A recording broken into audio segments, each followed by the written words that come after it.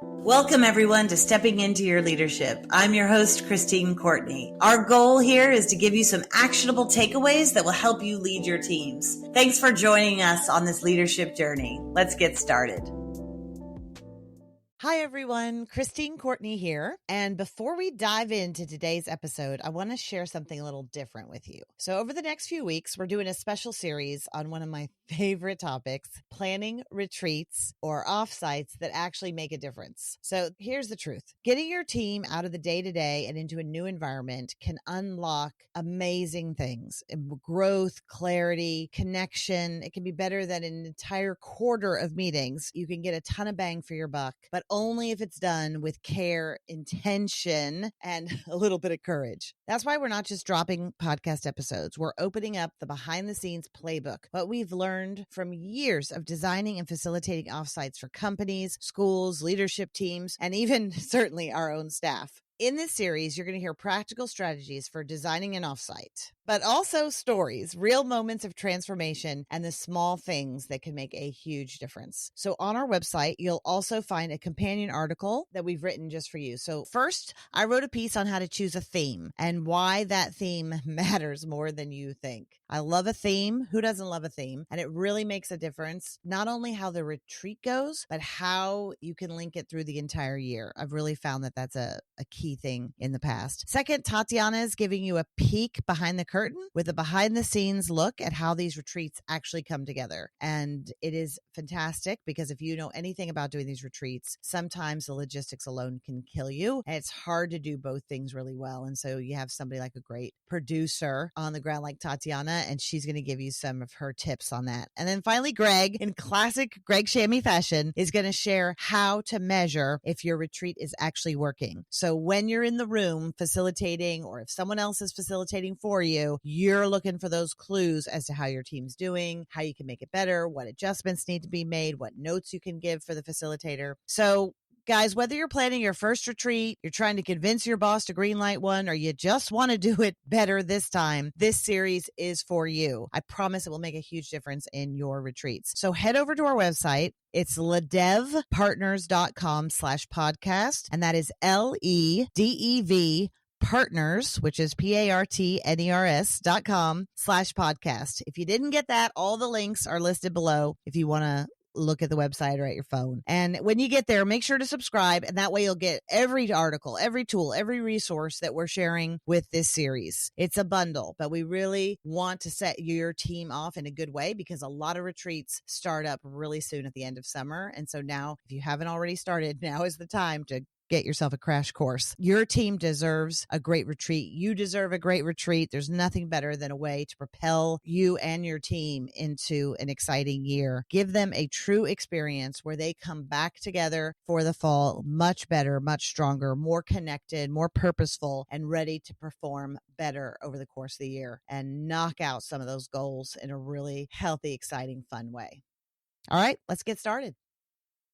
Hello, everybody. I'm Christine Courtney, your host, and I'm so happy to be in the studio today with my partner in crime. Greg Shamie is here with us today. Hey, Greg. Hi, everybody. How's it going? Today, we are going to tackle the topic of offsites, or some of you may talk about them as retreats or company getaways, whatever you call it. We'll probably refer to it mostly as either an offsite or a retreat. And whether is it worth it or is it a waste of time? That's what we're going to jump into today. I think Greg and I have similar views on this, but we'll try to also point out the other part of this view. All right, Greg. So what's your thoughts? Well, when you said, is it a waste of time? I also said, is it a waste of time and money? Because it can be very costly. Yeah. And that usually becomes one of the number one deterrents is, why are we going to spend all this money to go somewhere else? Mm-hmm. So I always appreciate that because, we run a business and we're thinking the same thing.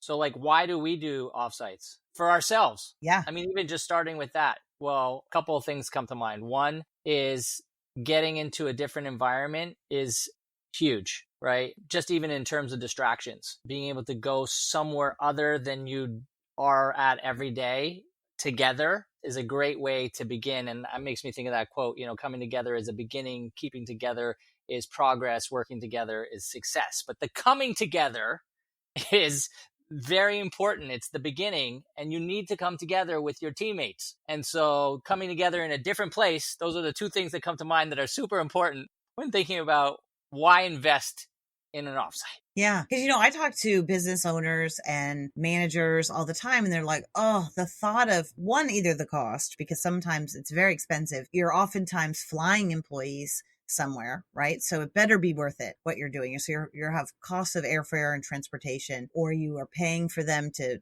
get there. You're paying for rooms. Oftentimes you're paying for catering, you're paying for space, you're paying for facilitators. It adds up. Right? So when you have to, if you're the manager, the leader, or the owner, and you're having to justify that, you need to be able to show an ROI, right? What's your return on investment on what potentially could be a huge investment, depending on what your offsite is. So that's one of the problems. The other problem is that sometimes you get flack from your employees who don't want to leave their homes, their families, their spouses, their kids, any of that can put a lot of pressure too. And sometimes people's anxiety comes up especially if you have the kind of budget where you have to share rooms, or, people are like, I don't like working that late, or I don't like hanging out, I don't like drinking, whatever it is that's going on. There's so many thoughts and feelings that you have to manage that sometimes people just say, oh, forget it.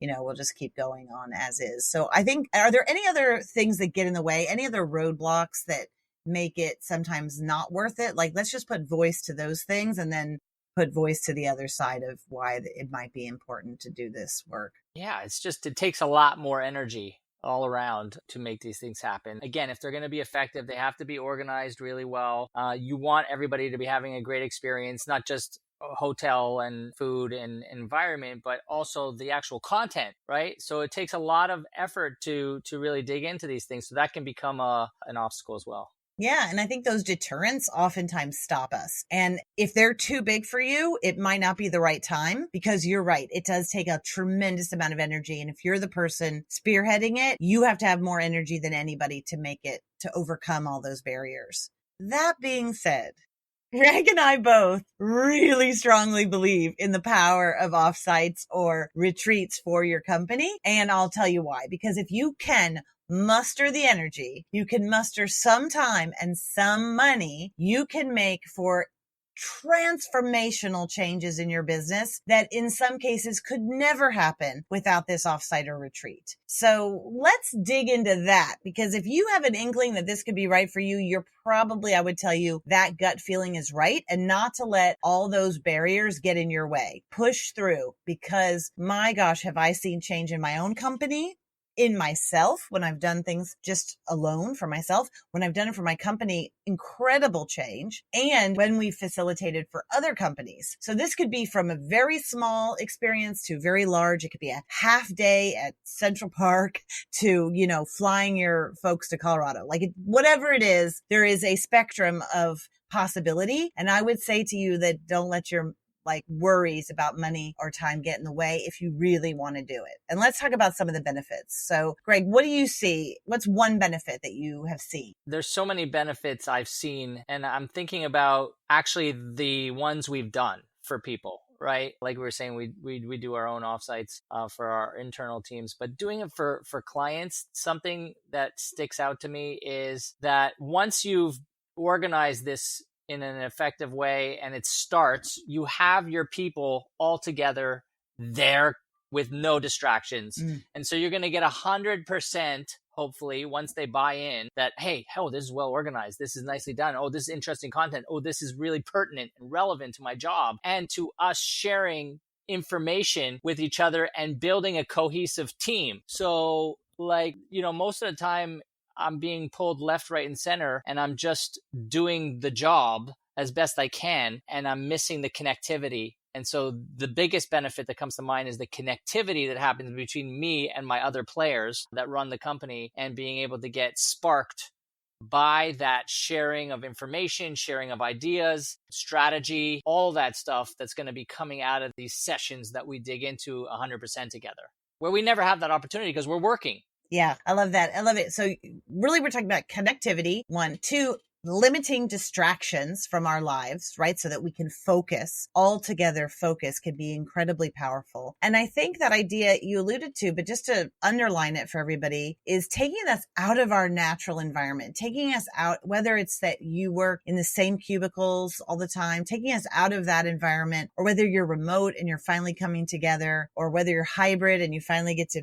interact with different people in person. All of those things are really critical to taking us out of our everyday and putting us in a new space, because it opens up our brain to actually be more innovative, think of new ideas, connect in, like you said, in different ways. I think another definite benefit besides those things are also this idea of creating experience with your team members. One of the things they say is the research shows, if you buy somebody a gift, that it has a very short lifespan in terms of what it gives you, right? The joy it gives you, the feeling it gives you. However, if you have an experience or you spend money on an experience, what that shows is that actually grows over time. And so we have memories, for instance, just us, we have memories of our people at retreats for, 20 years now, that we bring up a line or a moment and everybody laughs or everybody immediately gels together. And that you cannot pay enough money in the world for that feeling. And studies are showing that the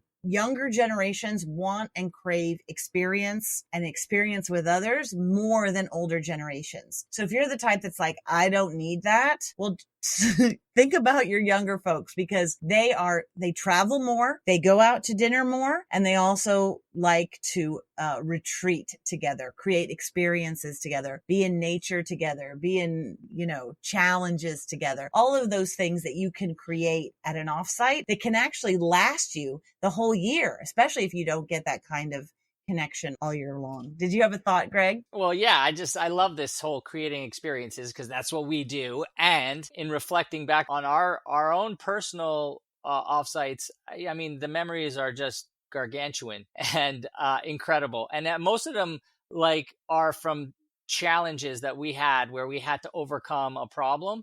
We were put into team building challenges, and they were super fun. We all had to figure out what our strengths were, what our areas, that we could bring to the team in order to overcome the task. And then we had to do it. And in that, we created these emotionally exciting experiences that last forever. And so what does that do for me in the workplace? It does a ton, because what happens to me when I'm back in the river doing the work and I look over and I've had this really super fun experience where I've overcome some stuff together with another teammate, and we have to work now with this client and really make sure that we're doing the same concept, but in the workplace. And it's a phenomenal bond that can't be erased. Yeah, I've seen team members who do not get along, who have lots of conflict, come together at a retreat with, maybe it's a moment, singing a song around a fire, a bonfire, or it's, doing karaoke, or it's doing a challenge, a ropes course or something, where all of a sudden those two people are bonded like crazy. And so it doesn't take away all the conflict in the workplace, but it certainly lightens it up and gives them a new vocabulary for how they can communicate or how they can be together in a different way. You're just sparking a memory of mine with a team on an offsite.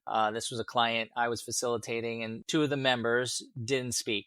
And I remember the CEO had come up to me and was like, listen, these folks have some serious conflict. And so it's going to be awkward. I just want you to be aware of it. And that helped me a lot as a facilitator, because then I was aware of it and I could slowly scaffold or build in the importance of getting their voices into the space, slowly the different perspectives, validating the perspectives that were coming into the space, having them do activities, but knowing how to group them, and then getting them to eventually connect and bond. And it happened. And it was the most incredible thing that took place, where these two people didn't really communicate at all, did their jobs separately from each other, and there was tremendous conflict. And by the end of this offsite, there was a bond that had been created. And that to me was a huge success. Yeah. Yeah. So that conflict piece is huge. If you're having toxicity and conflict in the workplace, hello, everybody. Another benefit can come from these getaways together is to resolve some of that. Yeah. And you see it right away. And what's good is that you're having fun or you're doing something that's different. And so it takes a little bit of the stress off of the work itself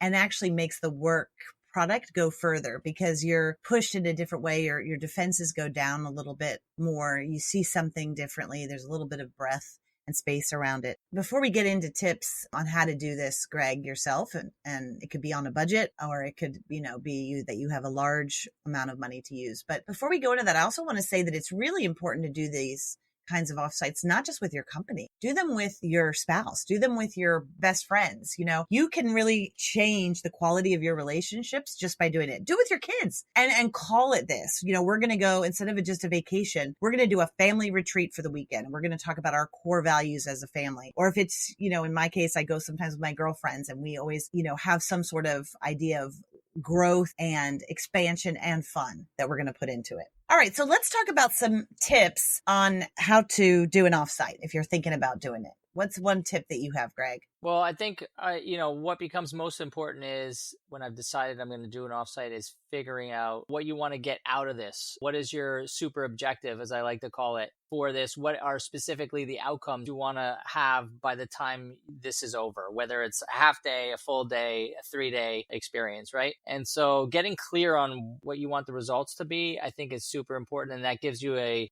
big objective to go for that helps align everything else. Yes. I'll add on that in doing our own retreats, I'm always coming up with a theme of what's important for the whole year. And a lot of times, I'd say all the times, this does not come from me. So I go to the folks that are kind of key people at identifying these within my organization. And I ask them, what do you think the theme should be of this retreat, which will then impact the entire year? So for instance, this particular year, somebody in our organization said, I really want to focus on this idea of buoying each other, of being buoyed to each other, of being connected when things are tough, of being kind of buoys for each other. And so that stuck in my head and I just wrote down that thought. And then I thought, okay. And I talked to a few other people. And while they didn't use the term buoy, they did use the term of trying to stay connected to each other when times are tough. And so I went back later when I looked at it and I thought, okay, what's this idea of buoy? And I went into like kind of a deep research of that word and so forth. And then started to structure activities, especially in the beginning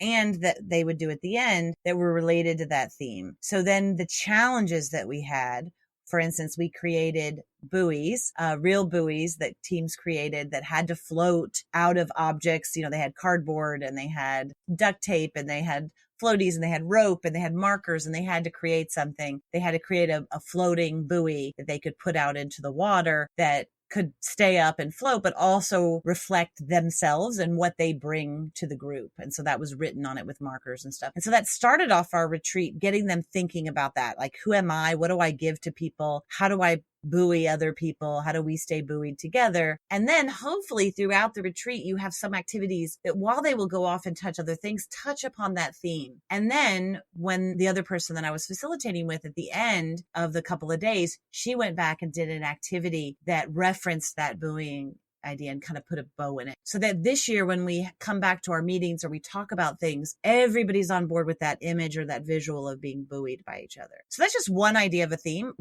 They're different every year. Sometimes they've been around fire. Sometimes they've been around the rocks that we carry. There's all sorts of different themes depending on what's going on with the organization. And I never trust myself to know. So I always ask some people who really are attuned to others and what's going on with everybody to kind of sit with their ideas for a little while before coming up with the theme. I think that's a best practice, Christine, for sure. And a great example to have that kind of thought prior put into this and getting a group of people together on your team who are interested in gathering this kind of information and then coming up with these ideas based on what they gather from the team members. I think it's fantastic. And it really does set you up for success. And I love the idea of like, why are we doing this? Why are we making this investment right now? And how is it going to benefit us for the next chapter? Yeah. Right? Moving forward. I think that's absolutely key and very helpful to do. Even if we're doing this not for our own company, but for other companies, we go through a process of helping them. Like Greg said, what are the outcomes you want so that you leave this retreat? What feeling do you want everybody to have?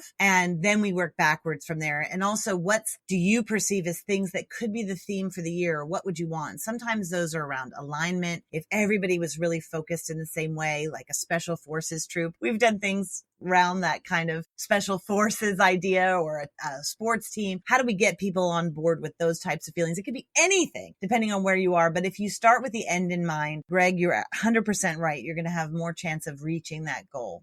What else? What's another tip that we have? I have one if you don't. Yeah, go ahead and let's build on it. Okay. 2, I would say find other people to help you. So don't think you're going to do this alone. It's a lot of work. Find other people to help you, whether that's if you have a budget and you can hire somebody to, at the bare minimum, facilitate, because facilitator is much harder role to fill than the people who can coordinate all the activities. While coordinating might sound difficult to you, I bet you have somebody in your office that can do that. But facilitating allows you as the leader to also step back and participate rather than having to do dual roles as facilitator and participant. So it's really nice and such a luxury when I've been able to step back and let somebody else facilitate to really see things clearer, watch how my team reacts, how they participate, look for things that I can't always see when I'm facilitating. So if you have any sort of budget, that to me, that piece of it is key. But also, if you don't, there are people on your team that can help you in so many ways and to give people pieces of things to take over, whether it's you're in charge of this lunch or you're in charge of this hike or you're in charge of coming up with what activity we can do at night. People love to do stuff. They want to be involved, and it takes a lot of pressure off of you.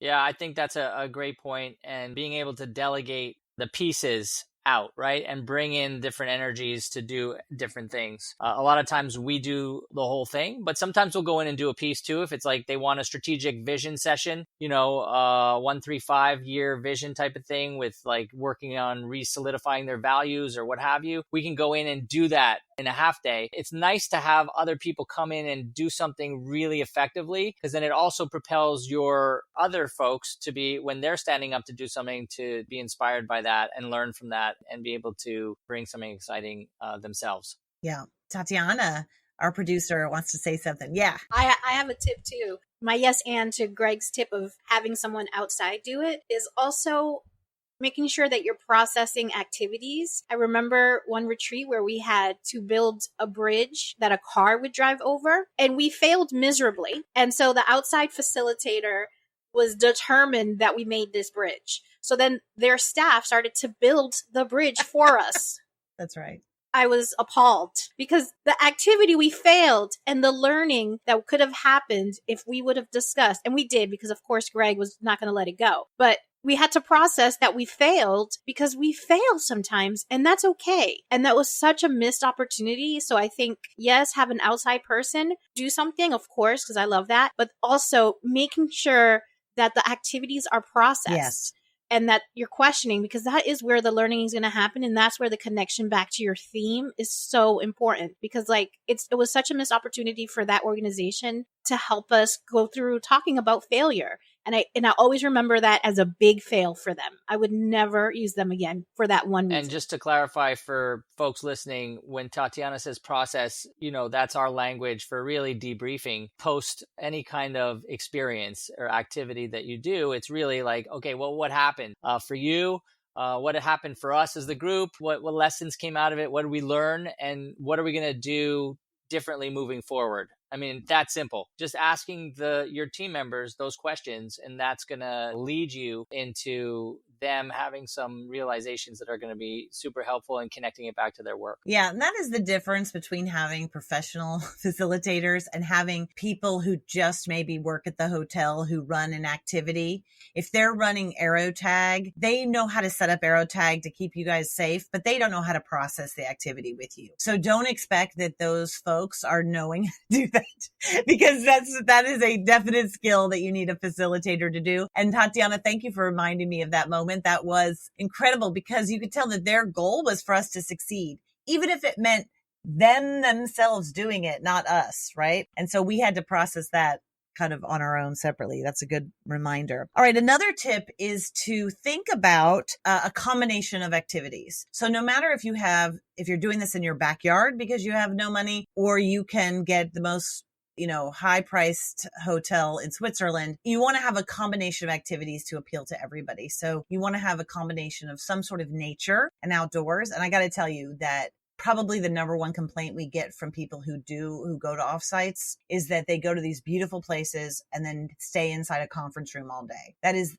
100% the number one problem. And the problem, I understand it from the ownership point of view, is you've gotten all these minds together, you're paying all this money, and you want to have these sessions, these thinking sessions, these planning sessions, and it's difficult to do that outside, right? But you really want to have as much experience with nature or wherever you are outside that is different than what they're used to. They will be very frustrated if it's a beautiful day and they're inside looking out at windows and then night comes and they're like, oh my God, why were we even here? We could have been in our offices or at our homes. So think about how to make sure that you're incorporating nature outdoors, that you have some sort of combination of fun, that you have some sort of challenges, like physical challenges, like Greg was talking about, but also maybe like puzzles or mind challenges, or also hands-on building things. Like some people are builders and like to, do kind of art projects within their challenges. And then some people are real sporty and physical and want to have some sort of physical challenge. So you want to have a little bit of both so that everybody's a little outside of their comfort zone, but not outside their comfort zone the whole time.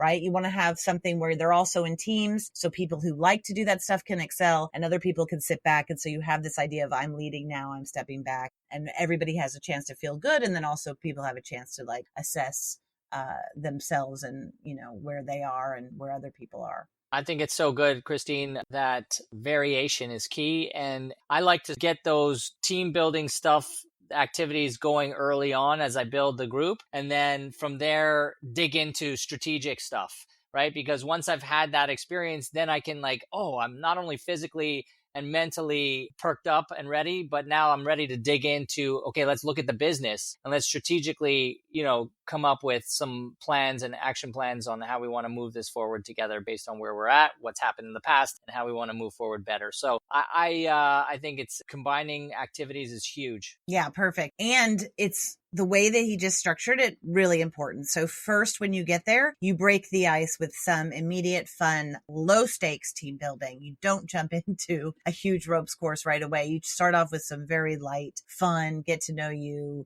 everyone's nervous. So you're a little more comfortable, lighthearted, fun, and do that outside. If you have a beautiful day, do those activities outside 100% so that people are outside right away. I just was with this past few days with a group of CEOs, and that's what we did. It was a beautiful few days. We did outside. I had them do activities to get to know each other, working in teams, fast paced, music on, dance, whatever, outside in nature. And then they went, after they were doing that and got to have some interaction with the whole group, they went on what we call a wisdom walk, where they walked around the lake that was there. So not a difficult walk, but a hike, but flat mostly. So everybody could do it. But then along the way, they had these huge ducks that they had to find, rubber ducks, and they were colorful. So you could spot them along the way. And then underneath it said a question or prompt for them to talk about. So it could be like, what's the biggest risk you've taken in your business so far?